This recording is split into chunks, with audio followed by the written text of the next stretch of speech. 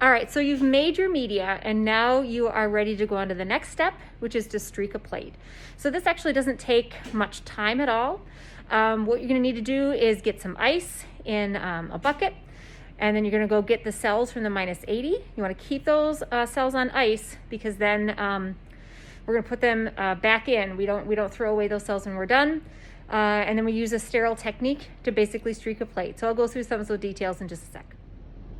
All right, so this is going to be our setup for our sort of sterile technique area. So we'll go ahead and light the Bunsen burner in a minute, but this is where you're going to just basically, you don't need this. You're going to be able to kind of sterilize your loop and all of that to use. Back down here on the first floor of biology, this is where our ice maker is. So we're going to go grab some ice.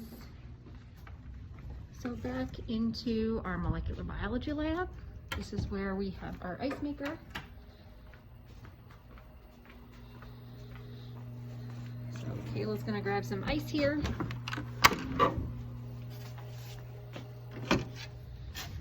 All right, then just down the hall here in the pre-PCR laboratory is where you're gonna find our -80 freezer. So we've got kind of a fridge, freezer, and then this is the -80 here. So we wanna make sure that we are not opening and having this kind of open for long periods of time, but we'll go in here and we'll find our stuff. All right, Kayla's gonna take this here so I can film. So this is really sort of, it's hard to turn, but this is how this locks. I open it like this, and we've got different drawers that we have here. So this is where we have kind of a lot of our parenty stuff. So let's take a look here. That's not our stuff that we're interested in. So I'm gonna have to look around a little bit to find our MGH stocks. No, those are our malate dehydrogenase ones.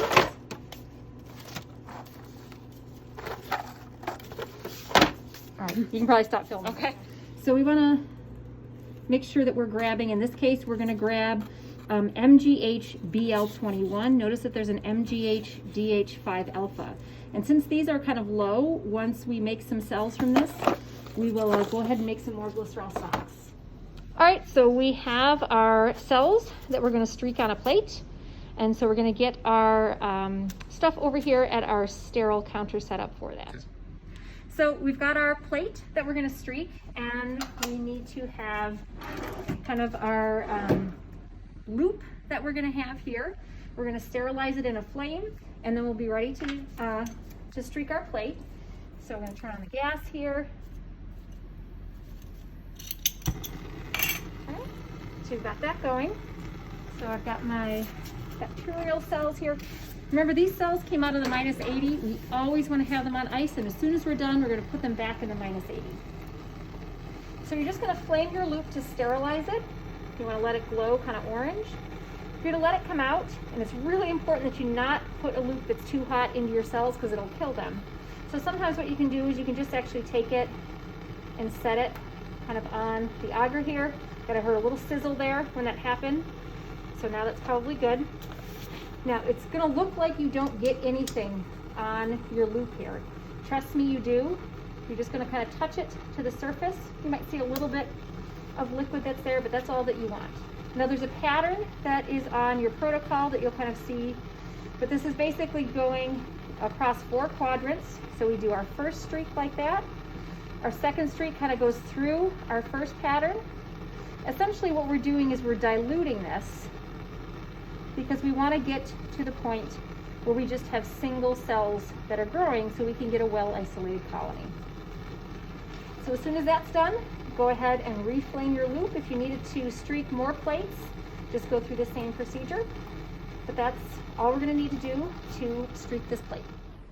So you can probably see here that streak pattern that we did. Again, that's an important way to sort of dilute your sample so that when you're growing this, it's going to allow you to have well-isolated colonies. So we're going to go over here now to our incubator, and we're going to put it in at 37 degrees for somewhere between 12 and 16 hours. So incubator's right here. Just open it. Open this up. Again, you're always going to want to put your plate in so that it looks like it's upside down, but that helps prevent it from drying out. So you're going to put it in here. We'll again, 12 to 16 hours. Just make sure to note the time for how long it's been in there. Mixture, we're likely to get just colonies there from single cells that have started to grow.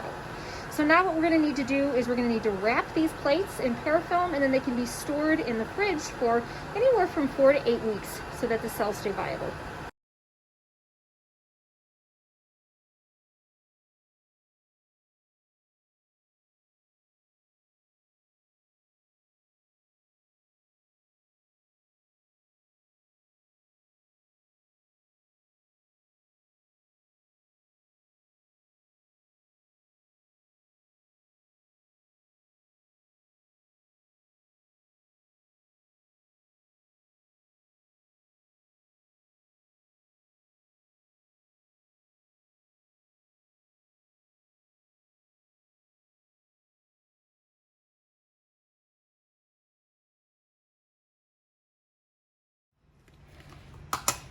All right, so we've got our 2 plates now that we just need to wrap so that we can put them in the fridge. Let's see. So we're going to take 2 squares of parafilm per plate. So just kind of 2 squares here. We're going to do that twice. We've got 2 plates. Okay, you're just going to take this. You're going to kind of wrap it around, and then you'll be able to pull it and just kind of wrap it around the plate like that. There's one that's wrapped. Do the second one. And again, once these are wrapped like this, it kind of doesn't matter whether you store them right side up or upside down in the fridge. I still tend to store stuff upside down because that's where we have all of our writing, is on the plate side. So then these guys are ready to go in the fridge to be stored till when you're ready to use them.